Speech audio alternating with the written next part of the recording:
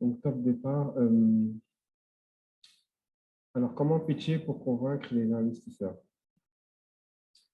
Donc, la première idée que j'aimerais partager avec vous, c'est que je me suis rendu compte au cours de mon projet entrepreneurial que, en fait, il y avait beaucoup d'idées qui rentraient sur le marché en fait chaque année et que la plupart allaient mourir. Les statistiques nationales disent que 7 idées sur 10 vont mourir quand elles vont rentrer sur le marché. Et je pense qu'en Afrique et au Sénégal en particulier, on est plutôt à 9 sur 10. Et du coup, peut-être que comme moi, lorsque vous avez réfléchi à lancer votre projet, vous vous êtes rendu compte que c'est difficile, vous avez passé des moments difficiles, vous vous êtes demandé vraiment si ça allait marcher. Peut-être que quand vous devez parler de votre projet, vous avez des doutes, vous, vous avez des hésitations, vous avez peur, en fait, tout simplement. Et peut-être que comme moi, vous avez déjà essayé de lever des fonds et vous vous êtes rendu compte que c'est auprès de banques ou auprès d'investisseurs et vous vous êtes rendu compte que c'était un exercice finalement qui était extrêmement difficile, en particulier au démarrage de votre projet. Maintenant, imaginez que l'aventure entrepreneuriale, bien que votre aventure entrepreneuriale, bien que difficile, soit une aventure intéressante, exaltante, pleine de bonnes surprises, de découvertes et d'apprentissage. Imaginez que lorsque vous pitchez un investisseur, il est une seule envie, c'est d'en savoir plus sur votre projet. Lorsque vous allez voir votre banque, elle n'a aucun doute sur la validité de votre business model, sur la crédibilité de ce que vous êtes en train de dire. Imaginez tout simplement que lorsque vous vous lancez dans une levée de fonds, vous sachiez exactement quoi faire, comment parler, comment tout simplement vendre votre projet pour le rendre plus attractif. Que ce soit d'ailleurs à des investisseurs, à des clients ou à des talents, parce que c'est quelque chose qui est extrêmement important pour une entreprise. Bonjour, je m'appelle Mafal, je suis le cofondateur de Firefly, je suis également le fondateur de PitchPalab. Et à travers mon expérience entrepreneuriale, qui a commencé depuis l'âge de mes 15 ans, mais qui s'est vraiment renforcée en termes de maturité au Sénégal depuis 6 ans maintenant, j'ai appris beaucoup de choses. J'ai fait beaucoup d'erreurs, j'ai fait beaucoup de bêtises, j'ai dépensé de l'argent très inutilement, de manière très inefficace, mais ce qui est très intéressant, c'est que j'ai appris beaucoup de choses. Ces choses-là, je les ai mis dans un curriculum que j'ai enseigné, peaufiné pour aider les entrepreneurs parce que j'ai beaucoup de respect pour les entrepreneurs et j'aime les voir grandir et réussir. Donc, la méthode dont je vais vous parler, c'est une méthode que j'ai éprouvée auprès de plus de 400 personnes ces 2 dernières années. Je me suis aussi nourri de beaucoup de lectures. J'ai aussi, par les différents programmes auxquels j'ai pu participer, parler à beaucoup d'investisseurs, que ce soit Orange Venture, Vartech, Terra Capital, Partech, Terra Capital, IEP. J'ai beaucoup appris de mes interactions avec les investisseurs, énormément, et j'ai compris aussi qu'il y avait un gap de langage entre l'écosystème entrepreneurial sénégalais et les investisseurs qui étaient disponibles sur la place. Enfin, je me suis formé, puisqu'il s'agit plus de la prise de parole dans le public avec l'atmosphère. J'ai également suivi un programme sur l'entrepreneuriat dans l'une des universités les plus prestigieuses du monde, Stanford. Et surtout, j'ai mis à l'épreuve toute cette connaissance dans quasiment tous les incubateurs de la place de Dakar et à l'étranger. Et en fait, c'est le fruit de cette réflexion-là qui m'a amené à créer une méthode. j'ai appelé la méthode DEEP. Cette méthode, elle est unique parce que c'est une méthode qui a été créée par un entrepreneur pour des entrepreneurs, par un entrepreneur sénégalais pour les entrepreneurs sénégalais, spécialement du early stage, par un entrepreneur africain pour les entrepreneurs de l'Afrique francophone, parce qu'il y a très peu de ressources finalement en français pour les entrepreneurs sous notion. Et avant de vous présenter cette méthode, je vais vous raconter une histoire. Donc, il y a 2 ans, j'ai fait un programme pour les entrepreneurs à l'Université Stanford. Et ce monsieur que vous voyez sur la photo, il s'appelle Babachi, c'est la personne qui nous a enseigné le business model Canva et plus particulièrement la notion de segment de client. Et c'était un cours qui est radicalement différent de ce que j'avais fait dans mes études avant, parce que c'était plus une expérience qu'un cours. Et pendant ce cours-là, il nous a donné justement une expérience qui a été mémorable pour moi. Ce qu'il a fait, c'est qu'il nous a expliqué précisément comment on était arrivé jusqu'à lui, devant lui, aujourd'hui, ce jour. Il nous a expliqué comment il nous avait identifié, comment il avait influé notre perception, par quel chemin il nous avait fait passer, comment il avait géré nos doutes pour acheter cette formation, comment il a influencé notre décision, par quel cycle de recommandation il était passé jusqu'à se retrouver à lui. Et c'était vraiment une expérience qui était troublante parce qu'on s'est tous regardés dans la salle. On était une centaine d'entrepreneurs venant de tous les pays d'Afrique et on a cru que c'était quasiment de la sorcellerie en fait. Mais non, en fait. Ce qui venait de nous enseigner, c'est que les bonnes startups et les bons pitchs sont basés sur une profonde connaissance du client. Une profonde connaissance du client. Et ça, c'est vraiment quelque chose que je vous invite à noter, à réfléchir et à méditer. Parce qu'en fait, la narration qu'on nous vend, en tout cas qu'on m'a vendue, moi, quand je m'étais lancé dans l'aventure entrepreneuriale, c'est qu'en fait, il faut avoir une bonne idée, on va changer le monde. Et ça, c'est le deuxième enseignement que je peux vous donner, c'est qu'il ne faut jamais tomber amoureux de son idée. En fait, il faut tomber amoureux de ses clients. Ne tombez pas amoureux de vos idées, tombez amoureux de vos clients. Et c'est la base d'un bon pitch. C'est la base d'un bon pitch parce que l'une des premières choses que regarde votre client, c'est un investisseur, c'est à quel point vous connaissez votre client.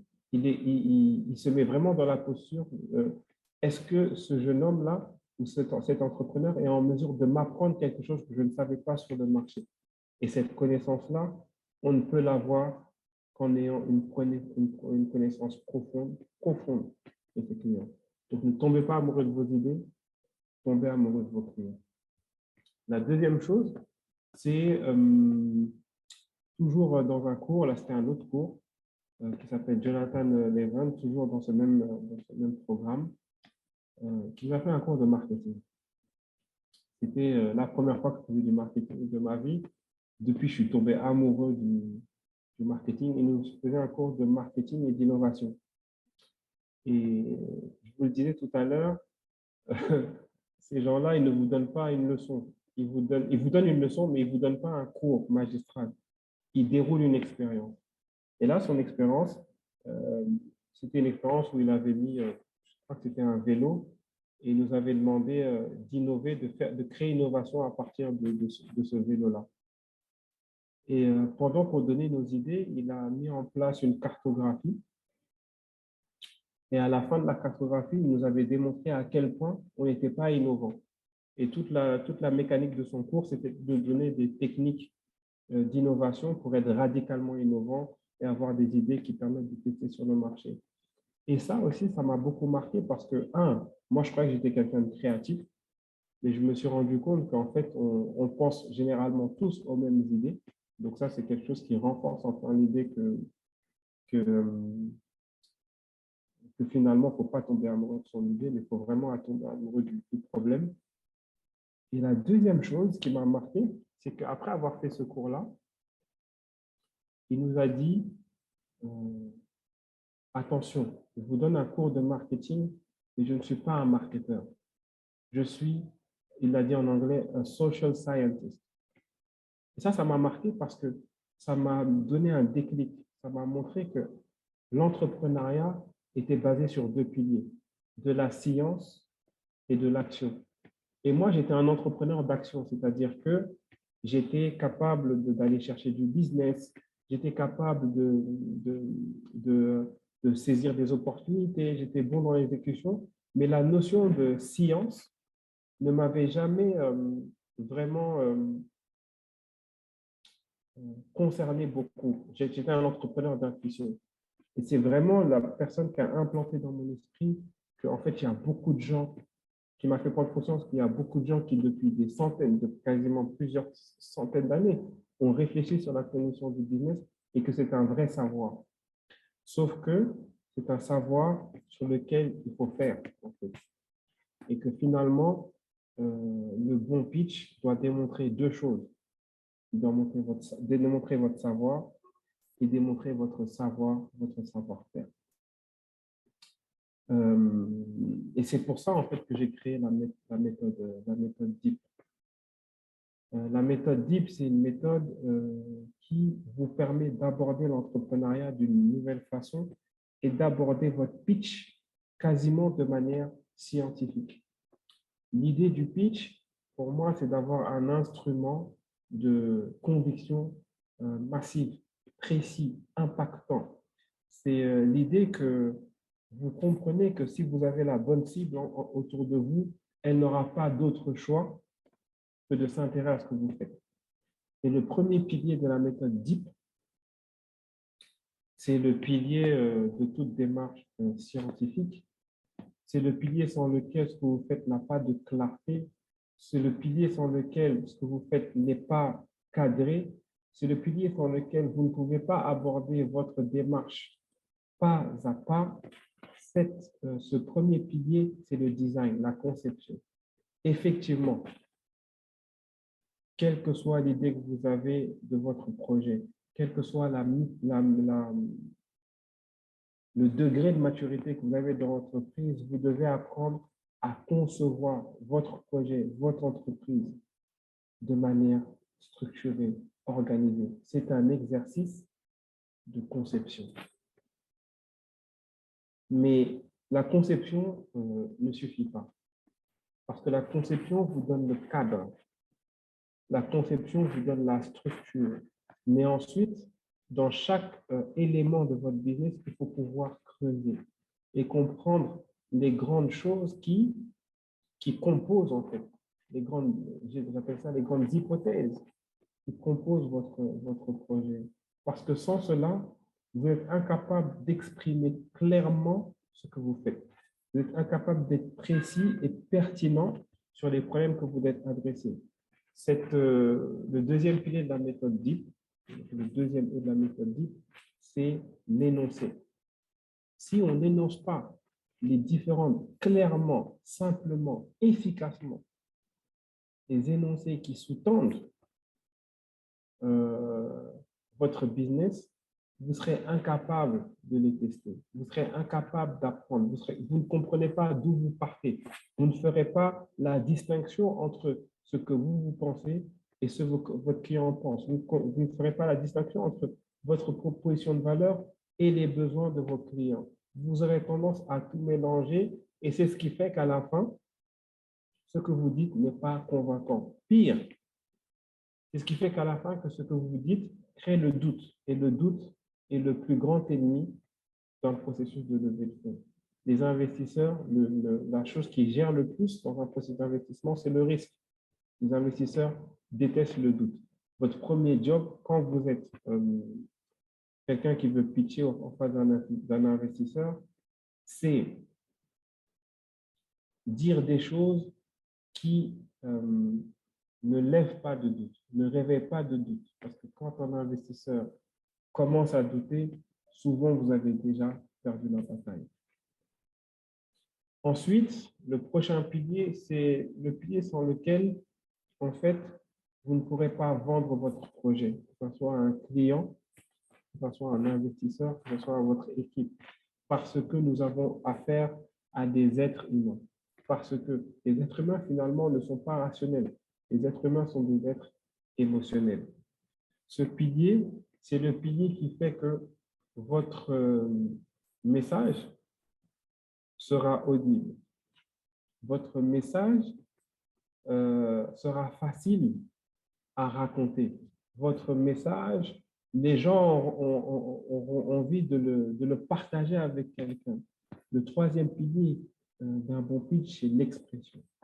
C'est ici, dans la méthode, qu'on va adresser les éléments de communication, que ce soit des éléments de communication verbale ou des éléments de communication non verbale. Et ici qu'on va voir comment articuler l'histoire d'un pitch, parce que finalement, un bon pitch, c'est l'histoire, c'est une bonne histoire. Il y a un problème, il y a une situation normale, il y a un problème, il y a des protagonistes et surtout, il y a un happy ending. Un bon pitch se raconte toujours de la même manière. De la même manière qu'à Hollywood, on raconte toujours les histoires de la même manière. Un bon pitch, finalement, c'est l'histoire d'une bonne opportunité de business. Un bon pitch est mémorable et ici, on travaille à exprimer son idée de manière mémorable. Le dernier P, mesdames et messieurs, c'est le P qui va vous permettre d'avoir des arguments d'autorité sur ce que vous dites. C'est le P qui va vous permettre de convaincre, de persuader, de renforcer votre message, de le crédibiliser. Le dernier P, c'est si vous l'avez, en général, c'est ce qui rend votre projet d'entreprise irrésistible auprès de n'importe quel investisseur ou du bon investisseur ou bien du bon client. Pourquoi? Parce que les bons pitchs et les bons entrepreneurs, en vérité, ce sont des bonnes opportunités. Et de la même manière qu'un client, quand vous arrivez à le convaincre que vous allez apporter la bonne solution et qu'il y croit, c'est de la même manière qu'un investisseur, si vous arrivez à lui prouver que vous êtes la bonne opportunité, c'est l'opportunité qu'il ne doit pas rater, il ne veut pas résister à cet appel, et bien ce P, mesdames et messieurs, si vous voulez le connaître et aller plus loin dans la mise en œuvre de la méthode DIP pour avoir un pitch gagnant, un pitch persuasif, un pitch qui va accrocher vos investisseurs, mais aussi vos clients et pourquoi pas vos équipes. Et si vous voulez un pitch qui va vous permettre de révéler votre potentiel, je vous invite à en parler juste après. Merci beaucoup.